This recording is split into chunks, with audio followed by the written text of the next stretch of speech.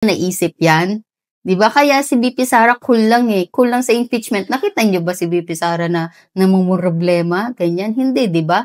Ang pinaglalaban ni VP Sara ngayon is ang tatay niya, 'di ba? Ang tatay niya, yung freedom ng tatay niya at ang ginawa ni Marcos na pag-kidnap sa tatay niya, 'yan ang pinaglalaban ni VP ngayon.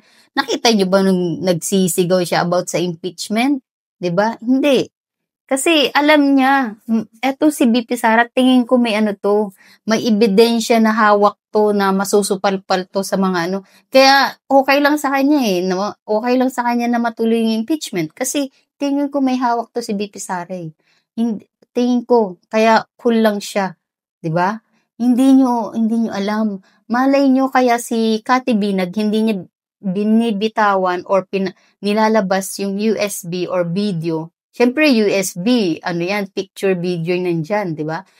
Hindi niyo alam baka 'yan ang gagamitin ni VP Sara, isa sa mga ebidensya niya, 'di ba? Tapos mapapayama 'tong mga senators na uma-agree sa impeachment. Tapos yung pinaka-boss nila na si Bangag